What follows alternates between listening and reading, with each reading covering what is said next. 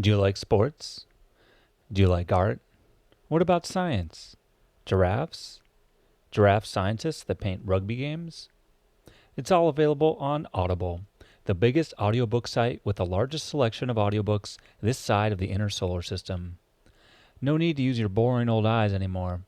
The ears are the future, my friend. Why, you're using them right now. So check out Audible and get your listen on.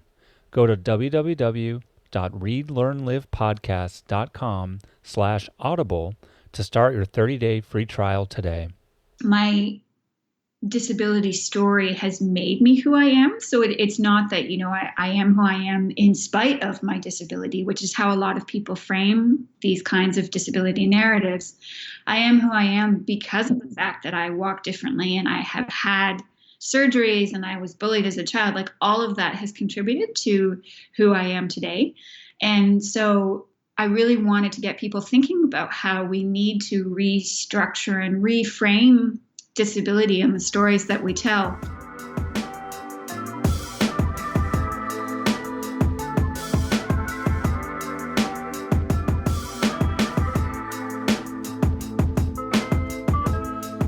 Hello and welcome to Read, Learn, Live, the podcast about improving yourself through literature. I'm your acclaimed host, John Monaster, and I'd like to welcome you to episode 74, where I celebrate my half birthday because we all need something to smile about. As always, if you have ideas for books you'd like to see featured, or of authors you want to put me in touch with, you can reach me at jon@readlearnlivepodcast.com. Today, I'm delighted to have the opportunity to speak with author Amanda Leduc about her book, Disfigured, on fairy tales, disability, and making space. Amanda Leduc is a disabled writer and author of the nonfiction book Disfigured, on fairy tales, disability, and making space, and the novel The Miracles of Ordinary Men. Her next novel, The Centaur's Wife, is forthcoming from Random House, Canada in the spring of 2021. She has cerebral palsy and lives in Hamilton, Ontario, Canada, where she works as the communications coordinator for the Festival of Literary Diversity, Canada's first festival for diverse authors and stories. I hope you enjoy our conversation as much as I did. Hello, everyone, and welcome to the Read, Learn, Live podcast. I am your host, John Monaster. I hope everyone is doing okay and is safe and healthy today.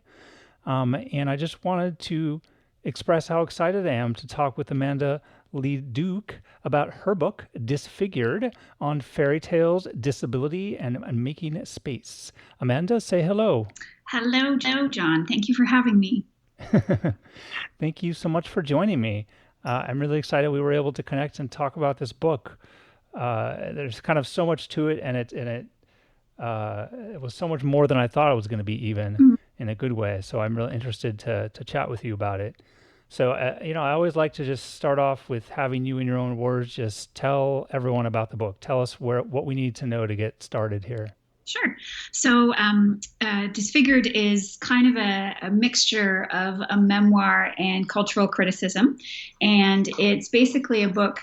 So I am a Canadian woman with cerebral palsy, and I was born with cerebral palsy, and I had a number of surgeries when I was young, at around age 4 and 5.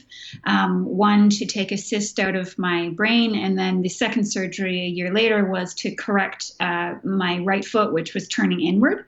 And those surgeries and the cerebral palsy, which is a muscular condition. So it's essentially an acquired brain injury. It either happens in utero or if something happens to a child between the ages of birth up to age 3, and it can affect they have some sort of injury and it affects the brain, then that will involve some sort of muscle coordination. So symptoms can be quite mild, to, almost unnoticeable to people who, have significant difficulty in moving through the world in various ways and maybe require support and things like that. So it's quite a wide-ranging condition.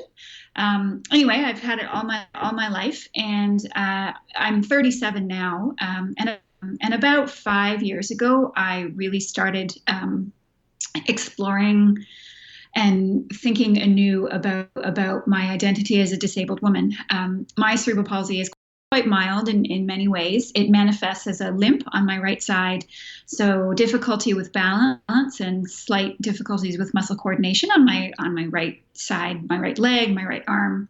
But for the most part, it hasn't really kept me from interacting with, the various physical aspects of the world. I did gym when I was in school and all those kinds of things.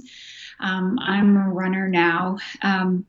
But I was thinking about how I had started to experience a lot more chronic pain as I entered into my mid 30s, and a lot more fatigue. And, my right foot was bothering me quite a bit, and continues to bother me quite a bit. And so I was thinking about how that physical reality of my life was starting to impact me.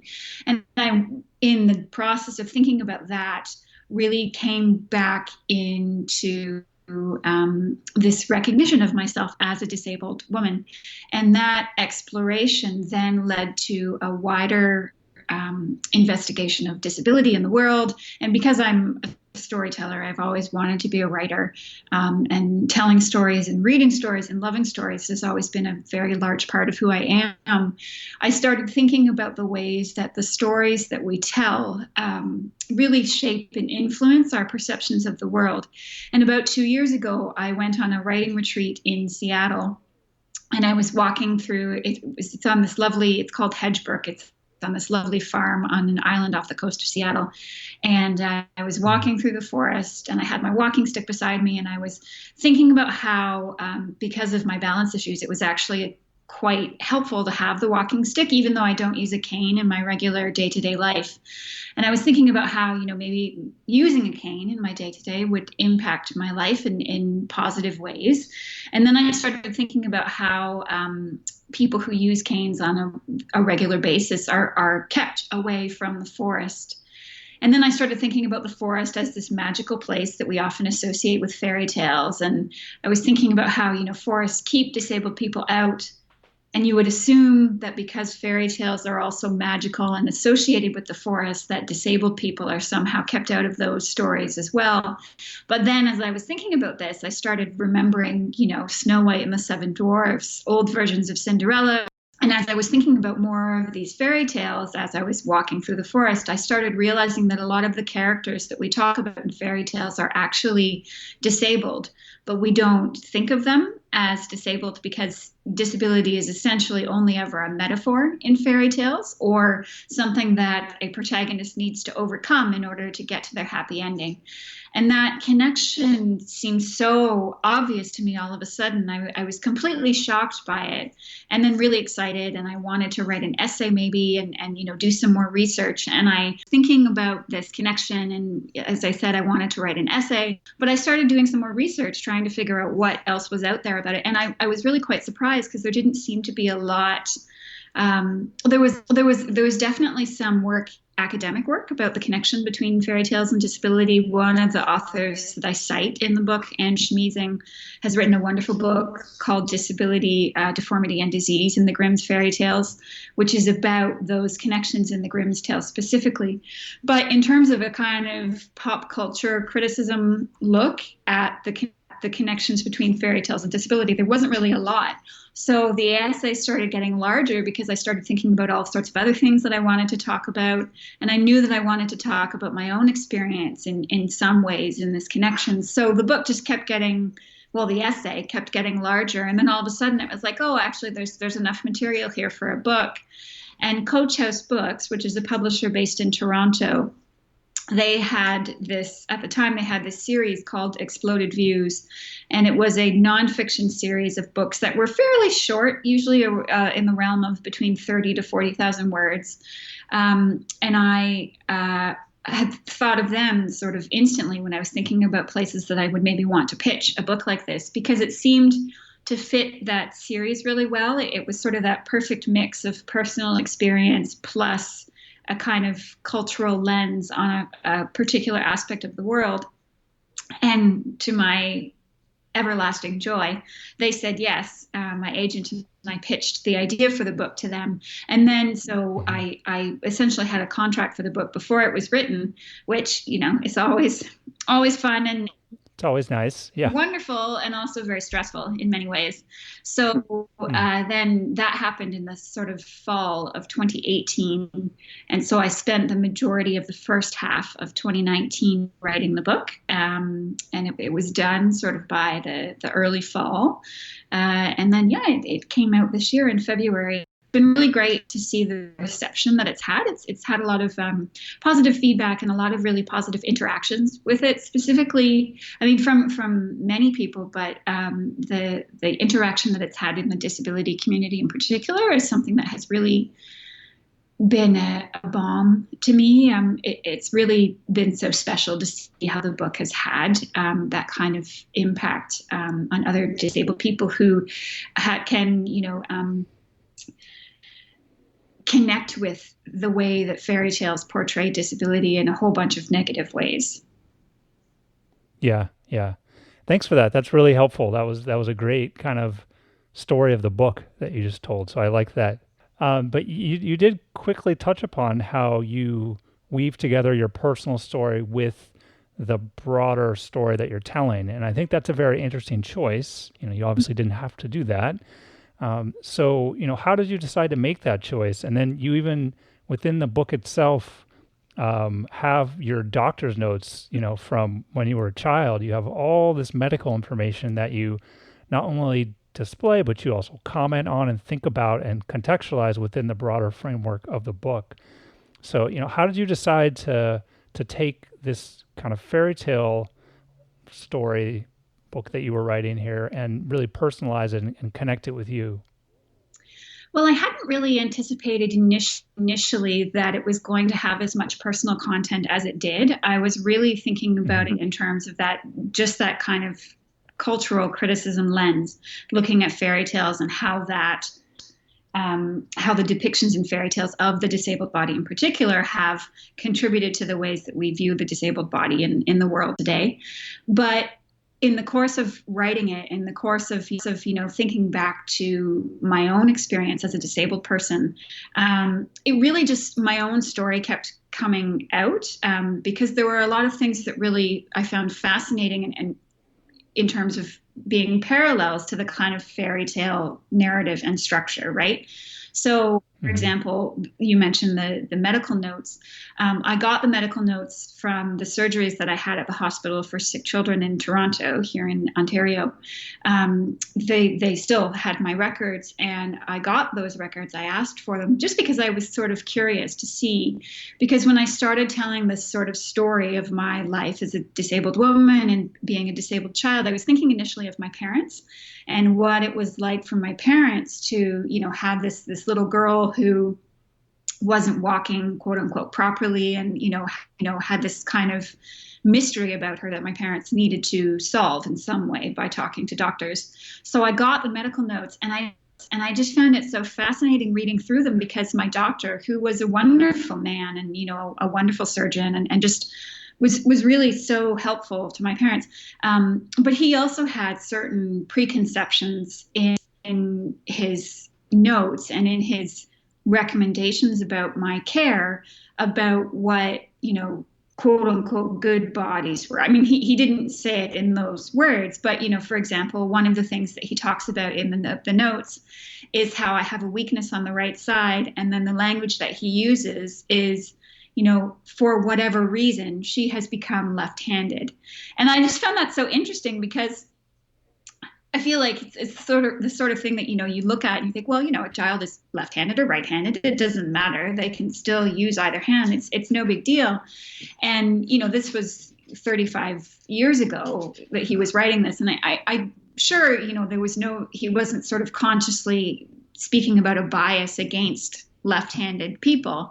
But that then led me to another rabbit hole where I looked into the history of, the bias that does exist or has existed in the past against left-handed people, and how that in and of itself is connected to stories, right? And the stories that we tell about particular bodies. I mean, the left hand was seen as a symbol of evil because it was traditionally, associated with Satan, with, apocryphal stories of how Eve was supposed to have been taken from, I think, the left side of Adam's ribs. So all of these kinds of, assumptions and connotations that people have and make about something as simple as being left-handed are drenched in stories and mythology and the kinds of fairy tales, really, that we tell about certain differences or aberrations in the sense of trying to make sense of them in the world. And as I explored more about my own journey as a disabled child and looked at, the sort of the bullying that I experienced when I was a child because I walked differently, it became really easy and also really fascinating to look at that in light of a fairy tale and the way that fairy tales are structured in terms of having a protagonist who is set apart or marked as different in some way, shape, or form. And often a protagonist and villains are set apart as different because their bodies are marked in some sort of visible way.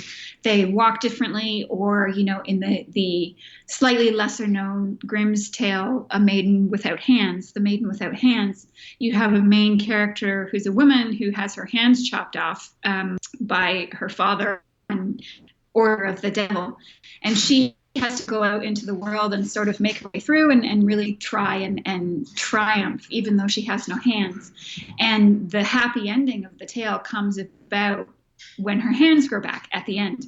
You look at something like The Little Mermaid, you have, a mermaid who wants to become human, and she becomes human. So she trades one sort of disability for another, because in order to become human and have legs, she needs to give up her voice. In the original version of the tale, she's not allowed to have her happy ending. She's not allowed to marry the prince.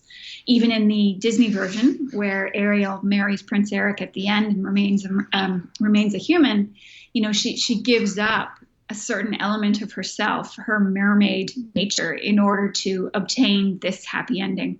And that was just so fascinating to me as someone who, had come into a disability identity, to look at how we so often tell these stories where the happy ending in some way, shape, or form revolves around acquiring or reacquiring, as the case may be, a quote unquote perfect body. And I just wanted to explore what that meant. And in so doing, I uncovered a happy ending for myself, I guess you could say, in terms of just kind of coming full circle to recognizing that my disability story has made me who I am. So it's not that, I am who I am in spite of my disability, which is how a lot of people frame these kinds of disability narratives. I am who I am because of the fact that I walk differently and I have had surgeries and I was bullied as a child. Like, all of that has contributed to who I am today. And so I really wanted to get people thinking about how we need to restructure and reframe disability and the stories that we tell, so that people can understand that, it's not a matter of the protagonist kind of encounters obstacles and triumphs over these obstacles. It's, the protagonist maybe encounters obstacles, yes, but they are who they are, not because they necessarily overcome those obstacles, but because they're able to just interact with them in the first place. They're able to move through the world in whatever way they need to. Yeah. And you mentioned a couple Disney stories there, and I think that kind of Disney is, for obvious reasons, very prevalent throughout the book, but also very prevalent in your story. And you said that you sort of began with Disney. And so just to kind of start that idea, what do those stories mean to you as a child? How did you experience fairy tales, and how did you experience Disney? Mm-hmm. So Disney was quite a strong fixture in my household growing up. We had all of this is back in the time of VHS tapes.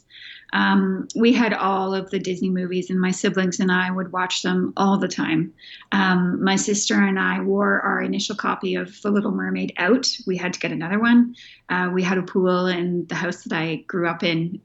We had a pool in the backyard, and we used to pretend, to be Ariel all the time. And, I can remember watching Saturday morning cartoons, and Aladdin and The Lion King, I think, were two of the cartoons that we watched. Maybe not The Lion King, maybe I'm misremembering, but definitely Aladdin. I definitely remember watching Aladdin and DuckTales. It was such such a huge part of the media that I was exposed to as a child. And I can look back on that now as an adult and see Disney for, the problematic nature of much of what Disney is, but also at the same time, I still love it. I still sing along to Disney songs, and I love the movies that come out now. I think Moana was just one of the most beautiful films I'd seen in years. And Frozen. I have two nieces now, and they love Frozen. They listen and watch the film all the time, and they sing all the songs. And so I think Disney sort of as this entertainment culture behemoth has a lot of power, and it's a power that's not necessarily going away anytime soon. So I really wanted to interrogate that power and look at how, especially for young girls. Because I, was once upon a time a young girl who was exposed to these very sort of brightly colored versions of what young girls were supposed to be, right?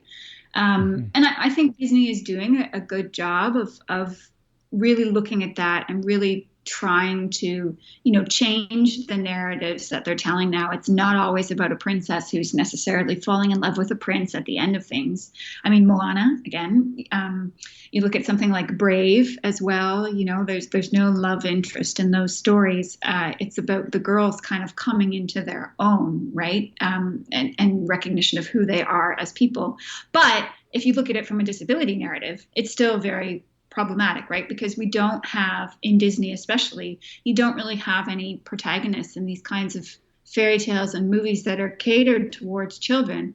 None of these characters have visible disabilities in ways that, would be very impactful for young children. It would mean a lot. It would have meant a lot to me as a young child who, was once in a wheelchair and once used crutches, to see a character in Disney films or Disney television shows or even just mainstream media, television cartoons that we watched on the weekends, to see characters who were disabled, wheelchairs or used crutches, or to see someone who was blind, had a guide dog. One of the things that I talk about a lot in these interviews about this book is how in Disney, animals talk all the time. So why is it such a stretch to have a main character who's maybe blind and has a guide dog that also talks to them? Like that's not, yes, it's magical and fantastical, but this is the realm of, talking fish and talking turtles and yeah, not that big of a leap. Yeah, exactly.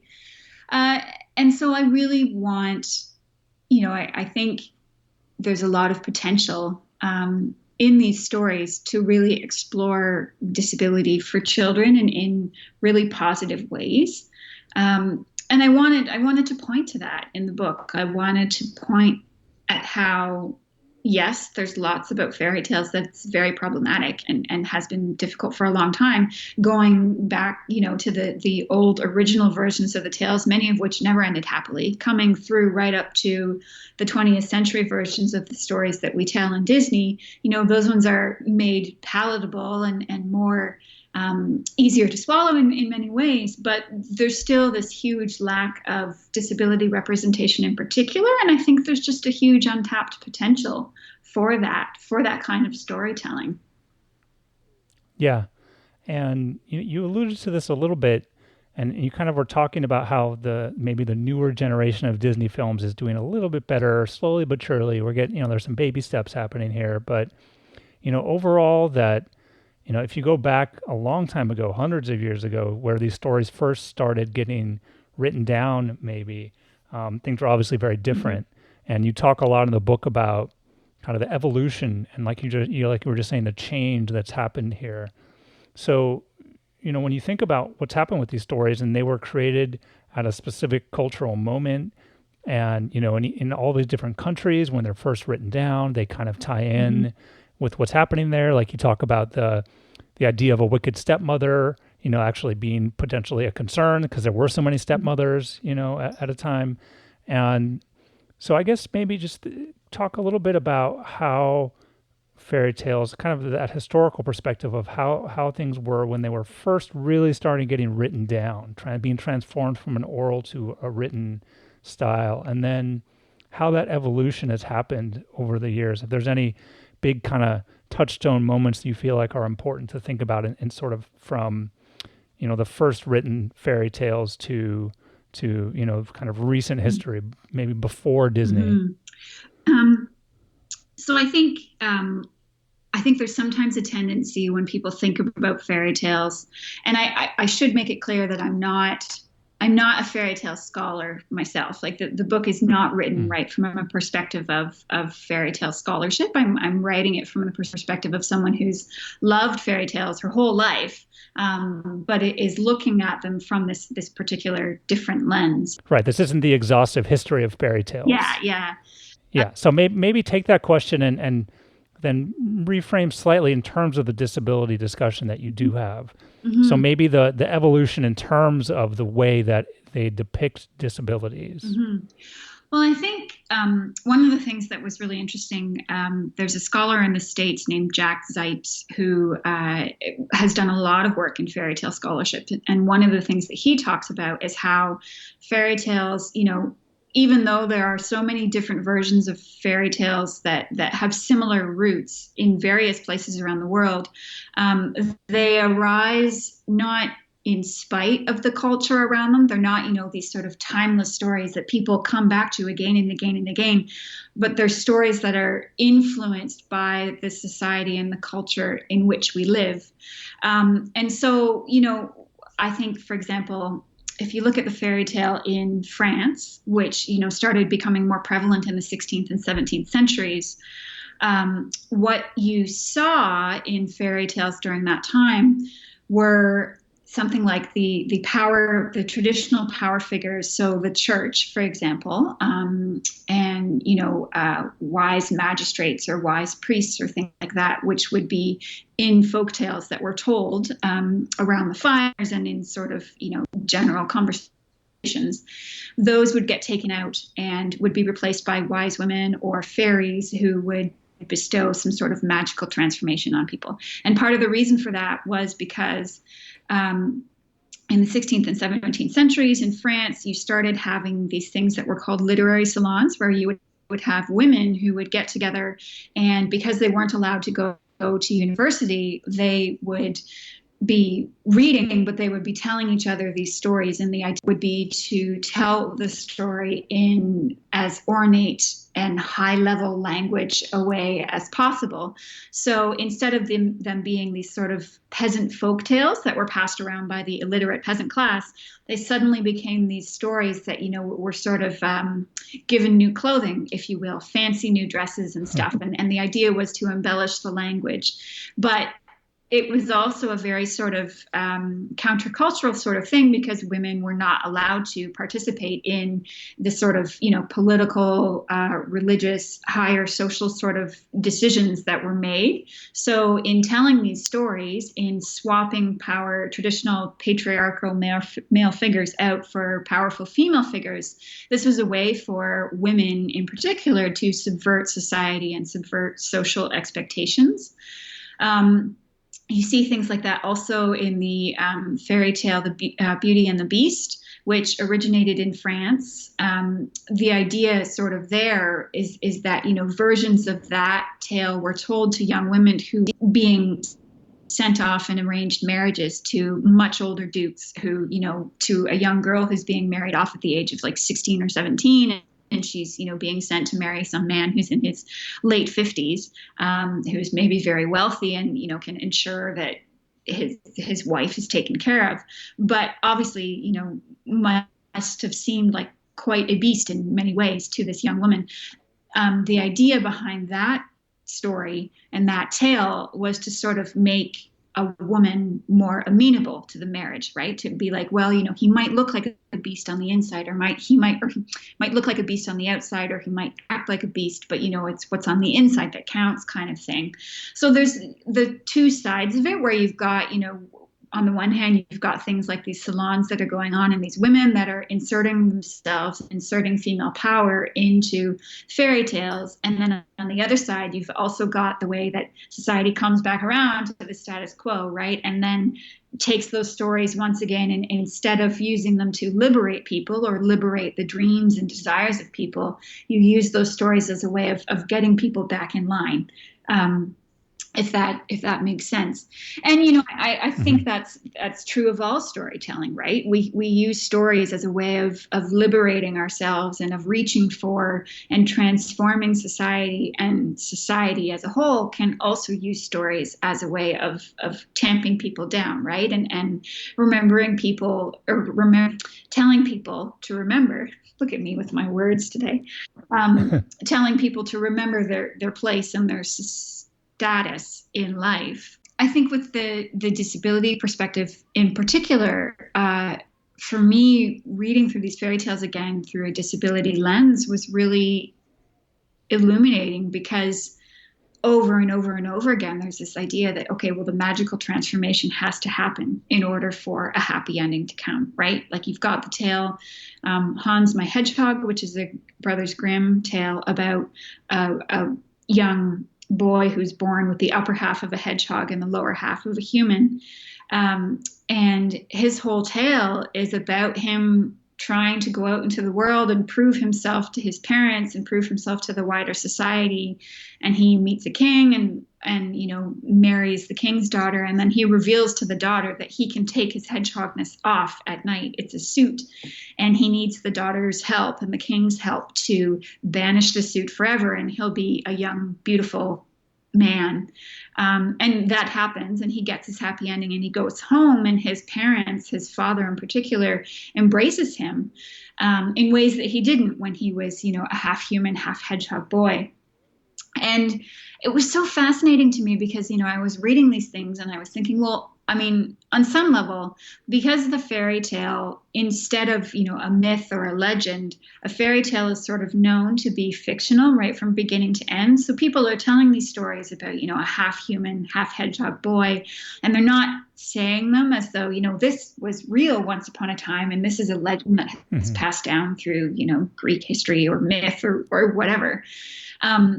But even though we tell these stories and we understand that they're fictional, that still does something, right? It does something to our expectations of story. There's a reason why the sort of concept of the Hollywood fairy tale ending is a group of words that you can say to someone and they'll understand instantly what you mean, right? When you say, oh, the fairy tale ending, and people say, oh, yes, yes, they're not saying, oh, yes, the ending where the stepsisters, get their eyes pecked out by a bird in Cinderella. That's not the fairy tale ending that people think about when they say fairy tale ending. They mean Right. the happy ending where the prince and princess get married and everybody lives happily ever after.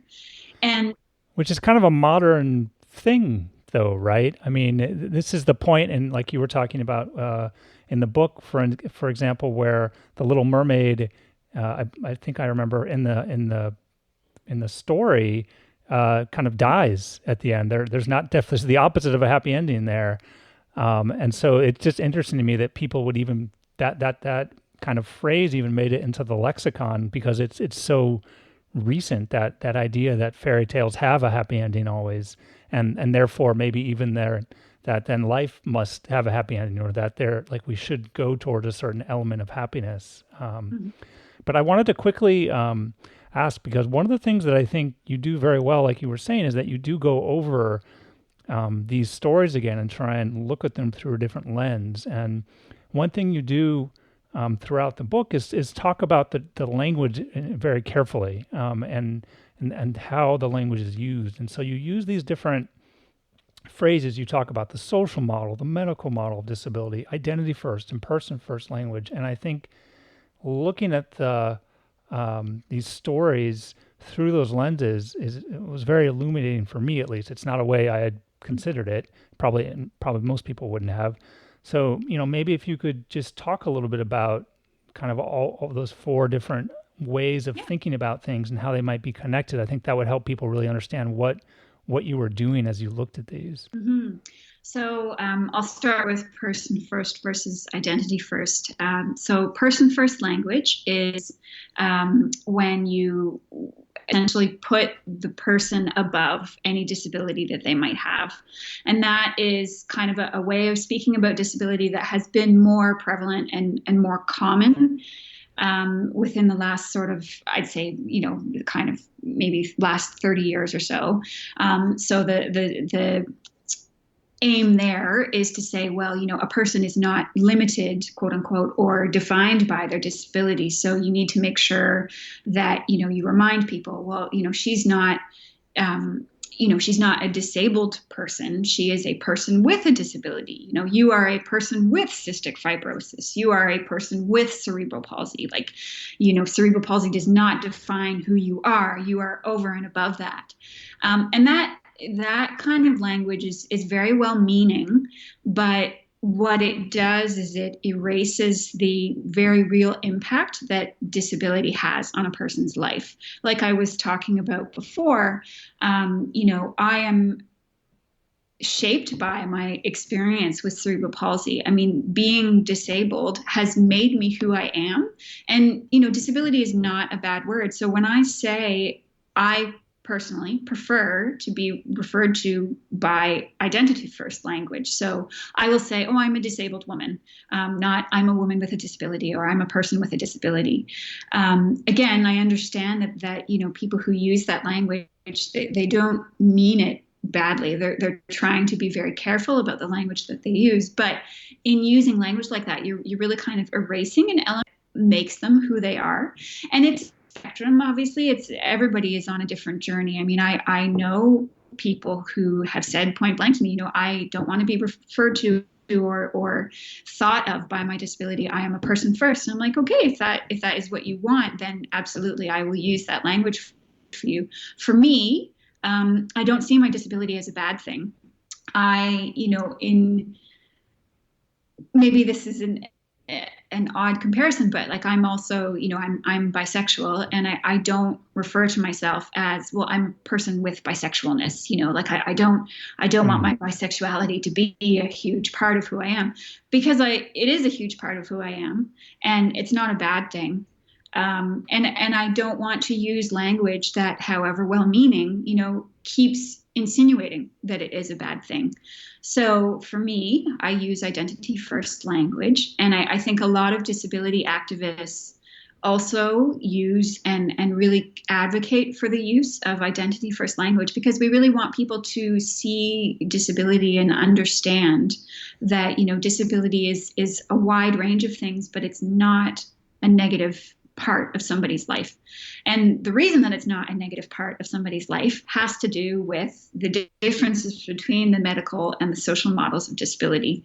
So the medical model of disability is essentially a philosophy and a model of disability that says that the disabled body is flawed and needs to be fixed. So if someone is paralyzed, the idea of the medical model is, well, we're going to put all this money and all this research into figuring out how to get it so this person can walk again, because it's only through walking that they're going to be able to access and interact with the world in its fullest capacity.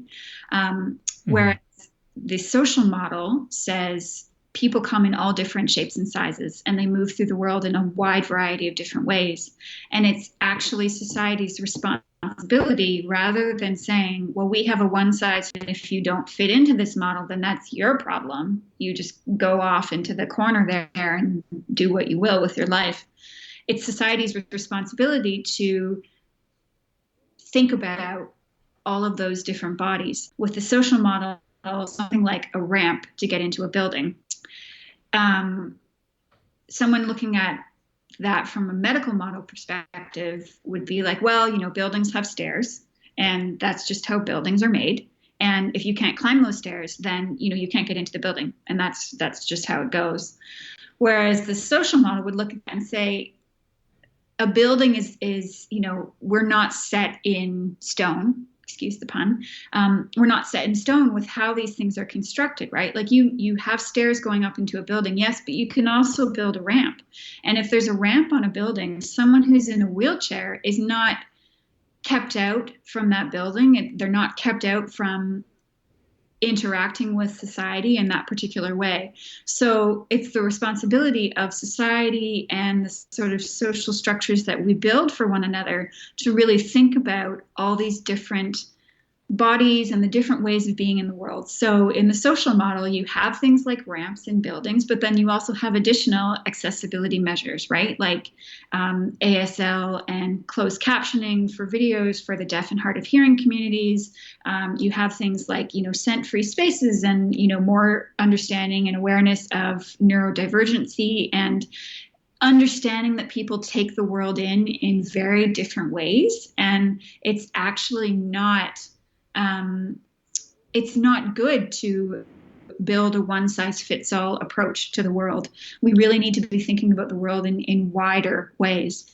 And when you build a world that thinks about things in that kind of wider way, that makes a building that has a ramp and, all sorts of various other accessibility measures, then the fact that somebody has a disability really isn't, it's not a negative thing anyway, but it really is sort of demonstrably not a negative thing because their disability is not keeping them back from society because society has been built with that disability in mind. So disability activists, one of the big goals of disability activism and the sort of fight for disability rights and these kinds of conversations is just to get everyone to understand that we all experience the world in different ways. And rather than saying, there is one way to do things, there's one way to move through the world, and it involves walking. And if your life, if you can't walk, you are not able to enjoy life to the same degree that other people are able to. Instead of saying something like that, why don't you build a world that everybody can enjoy, and experience regardless of how they move? And it's a big undertaking because, our society and our world that we live in has been built with one very particular, very narrow body in mind. Taking it even out of the disability equation, it's been built for a very patriarchal society, a very patriarchal idea in mind, right? Like, forget disabled bodies for a second. Women, have not been allowed to participate in society historically for very long amounts of time. And it's only been within the last sort of, couple of centuries that we've really kind of begun to ask those questions, right? Where you have women saying, well, actually, this is not set in stone. Women are perfectly just as capable as men of interacting with the world and doing all sorts of wonderful, amazing things. And now you have various other marginalized groups that are also saying the same thing. Like this, we need to break this open. This is not a one-size-fits-all world that we have. And we need to really be mindful of these differences and work toward a better, more inclusive space that really thinks of them all. And it's hard work, but it's worth it. Because the alternative is, the disabled body in particular that's just sort of left to its own devices, which is the way that it has been for so long. And I think we need to move past that. We need to open and break down and move into a different world. Yeah, here. So, in thinking about where we are kind of today, the 21st century, I guess if people are thinking about, okay, we understand like a lot of our favorite stories, there are some problems with them. What can people look to as an example for getting this done right? In terms of entertainment, like if someone is trying to think about something to share with their child or a friend or partner or something, whether that's books or TV or movies, are there companies, are there individual authors or directors or films or anything like that? Are there things that come to mind that are doing this the right way? There have been definitely more, there's been an increased awareness and more examples of disability representation in the media that we consume in the last couple of years. The Netflix series Special, which I cite in the book, was a good example of that. You have YA authors like Leah Bardugo and Elsa Hunison, who are writing. Elsa Hunison is also cited in the book, and she writes a lot of science fiction and fantasy. And you have creators like Imani Barbarin, Kia Maria Brown, or Kia Brown, not Kia Maria, sorry. That's her Twitter handle. Kia Brown, who are writing these wonderful articles and wonderful books about the disabled experience, and particularly the disabled experience for people of color, and how that comes up against the world that we have today. I really encourage people, even over and above, looking for particular stories, like particular examples of good disability representation, is to seek out disabled creators. So to look for disabled authors, disabled filmmakers, disability activists in North America and beyond, who are just putting content out into the world in various ways. People are making documentaries, people are just having Twitter conversations. For me, when I was starting out, coming back into my identity as a disabled woman, one of the first things that I did was follow a whole bunch of disabled people on Twitter. And I really just spent a year kind of lurking, being that creep, just looking at conversations and not really commenting or anything, because I just wanted to learn. I really wanted to listen to the kinds of issues that people were concerned about, to understand what I needed to be concerned about. And I really wanted it from the experts. And for me, now as, a disabled author and creator myself, I really think it's important that we push for, I think disability representation in all aspects is really important. So I think people should be, writing disabled characters into their stories. I think they should be writing disabled characters into film, all those kinds of things. I also think it's maybe even more important that we give space and spotlight to disabled creators who have been telling these kinds of stories for a really long time and just haven't gotten the same kinds of mainstream media attention. I think social media has been really great for that, because it has offered disabled people in particular a really wonderful outlet to get their stories out and to have their stories heard. So yes, certain people to follow on Twitter, if I can recommend, are people like Imani Barbarin, Kia Brown, Vilissa Thompson, Rebecca Coakley, Elsa Hunison, again. Dominic Parisian is a writer here in Canada who does a lot of work in science fiction and fantasy, and he is a disabled man himself. Dominic Evans, who is a disabled filmmaker in the States. And there's lots. I mean, I think if you just go on to Twitter, or if you just type it into the Google machine, as they say, there's lots of names that start to come up now. And I think that's really exciting. It shows that there's a new wave of creators and stories that is gaining prominence. And I'm really happy to see that. Yeah, that's good to hear. Okay, well, as we kind of wrap things up, I always like to just check in. Is there anything else that you think is really important that you want people to understand about the book, or to take away from it, or any other big themes that you feel like we didn't quite get a chance to touch on? No, I think we've touched on a lot. I think for me, one of the things that has meant so much when people have read the book and talked to me about it afterwards is just that they feel like it makes them see the world in a different way. Like they're considering things that they haven't considered before. So I would just really, if someone is picking up the book, I would really want them to come to it with that kind of open mind and come away from it, ready to rethink, not to necessarily throw away fairy tales or to, write them off or to write Disney off. I think these art forms are still really wonderful things that we need to engage with, and they have a lot of magical power. But I think it's just important for people to think about them differently, and to think about, these stories that we tell that are so common in North American Western culture specifically, have left out a huge portion of the population for a really long time. So I would really encourage people, when they read stories now, to think about who isn't included in a particular story, who's missing, from the stories that you read and the stories that you tell? And what are some ways that you can rectify that? Yeah, that sounds great. I know that that was definitely the case for me and something that I'll be doing a lot more since I'm kind of a voracious reader. So it is interesting to kind of think about what you're reading, what you should be paying attention to, what you see, Mm-hmm. how certain people are depicted, all that. So always good to think about, and I think the book will be helpful there. Oh, good. Um, yeah, yeah. Thanks for putting it together. So okay, let's wrap up with a couple quick thunder round questions, and we'll call it a day. Mm-hmm. All right. Okay. Okay. What's your favorite food and or drink? Oh, goodness. Oh, dear. Um, I love Indian food. I really, really love it. Ooh. Okay. Yes. My favorite drink, probably just sparkling water.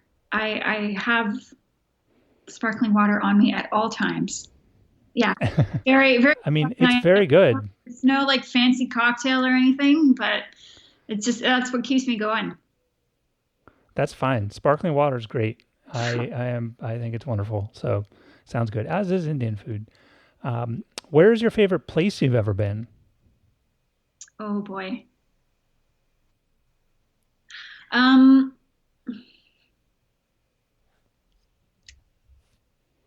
Probably Scotland. I did a master's degree in St Andrews, and then I lived in Edinburgh for about 3 years back from 2007 to 2010. Um, and yeah, Scotland is yeah one of my favorite places to be.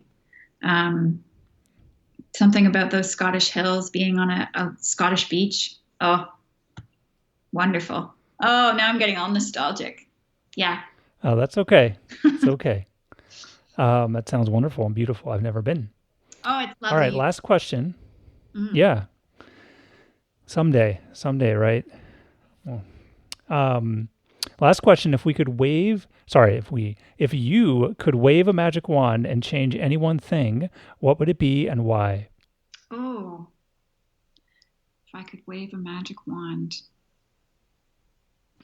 This is a particularly appropriate question for this book, even though I ask everyone Yeah, this question. yeah.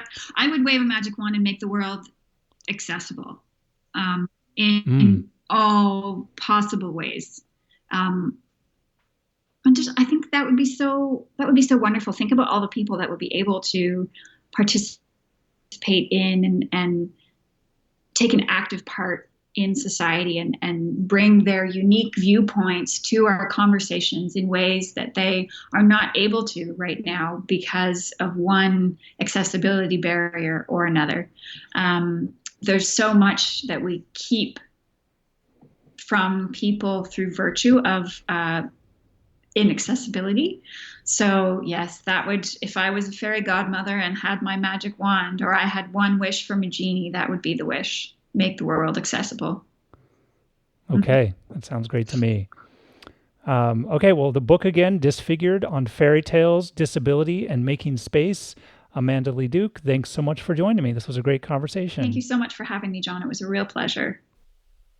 Thanks so much for listening to this episode of Read, Learn, Live. If you liked it, tell a friend and subscribe on iTunes and Google Play. If you hated it, tell a friend and subscribe on iTunes and Google Play. And so it goes.